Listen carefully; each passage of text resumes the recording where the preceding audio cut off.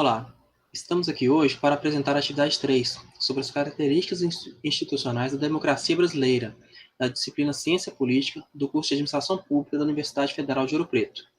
O grupo é composto por Camila, do Polo Três Marias, Nayara, do Polo de Confins, e eu, Eric, do Polo de Ipatinga.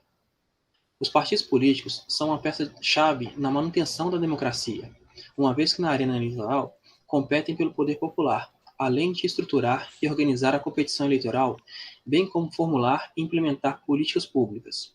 Os sistemas partidários são conjuntos de partidos que operam no sistema político e que possuem um interrelacionamento. Há três tipos de sistemas, sendo eles unipartidário, um único partido, bipartidário, com dois partidos, e multipartidário, três ou mais partidos, no qual o Brasil está inserido.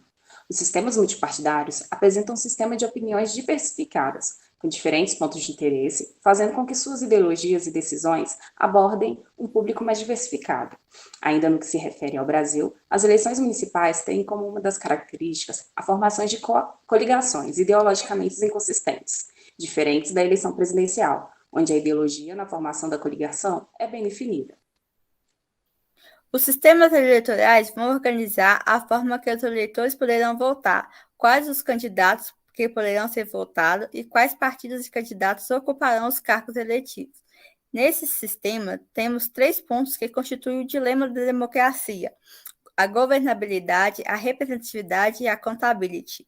A governabilidade e a representatividade são desproporcionais à medida que uma aumenta, a outra diminui. Nenhum sistema democrático no mundo consegue entregar esses 3 pontos de maneira absoluta. Nos sistemas eleitorais deve existir representação, seja ela geográfica, ideológica, política partidária ou ainda espírito da nação. Temos 3 principais sistemas eleitorais: o sistema de pluralidade ou da maioria, majoritário, sistema de representação proporcional e sistemas mistos. O conjunto de regras que regulam o funcionamento dos poderes executivo e legislativo define os sistemas políticos, podendo ser classificados em presidencialismo, parlamentarismo, semipresidencialismo e monarquia parlamentar. No presidencialismo, são os eleitores que escolhem o chefe do Estado, governo, através das eleições, onde o presidente tem autonomia na formação do seu governo.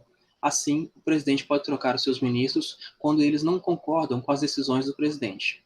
O presidencialismo no Brasil é de coalizão, ou seja, o presidente precisa de apoio de alianças multipartidárias para governar. Assim, a personalidade e a capacidade de liderança do presidente em exercício vai influenciar no fluxo de negociação no poder executivo. No parlamentarismo, o parlamento escolhe o chefe de Estado, sendo a organização do governo voltada para a conquista do apoio do parlamento. Dentro do parlamento, existe o voto de desconfiança, que é o posicionamento do parlamento contra o seu chefe, e a partir dele pode-se ter a queda de um governo. Nesse sistema, o poder é compartilhado, assim as decisões são colegiadas. Dentro do poder executivo, no parlamentarismo, há governos unitários e governos de coalizão. No sistema semipresidencialista ou sistema semiparlamentarista, o povo escolhe o presidente e o chefe de governo é escolhido pelo parlamento. Na monarquia parlamentarista, o monarca exerce a função de chefe de Estado e o chefe de governo é escolhido pelo parlamento. Para defensores do parlamentarismo, há uma dualidade no presidencialismo, uma vez que nesse sistema encontram-se duplas fontes de poder legítimo: um governo dividido, formando a paralisia decisória e provocando a ruptura do regime democrático. Na relação entre o legislativo e executivo, alguns estudiosos políticos abordam que a governabilidade do sistema político brasileiro é o equilíbrio entre esses poderes, sendo eles fiscalizados pelo sistema judicial. Assim, dentro do sistema político, os políticos buscam carreira, os partidos buscam poder e implementar mudanças em políticas públicas, e as instituições vão regulamentar as disputas, sendo interesse do poder executivo aprovar a sua agenda, garantindo que o sistema político funcione. Uma análise que a ciência política realiza baseada nas teses de alta e de baixa capacidade governativa é a avaliação de qual seria a forma de governar mais eficiente, onde se observa a relação dos instrumentos de poder entre executivo, sua relação com o legislativo e o funcionamento das instituições. As instituições participativas são uma das formas mais democráticas de um indivíduo comum se envolver nas decisões da sociedade, pois combinam elementos de participação popular e de representação nas organizações. Quando falamos em instituições participativas, nos remetemos à partilha do poder, transformando formas voluntárias em participação regulares. Alguns exemplos de instituições participativas são os orçamentos participativos, conselhos e os processos conferencistas. Os conselhos e os processos conferencistas foram criados para deliberarem sobre as diretrizes de políticas públicas para os anos seguintes.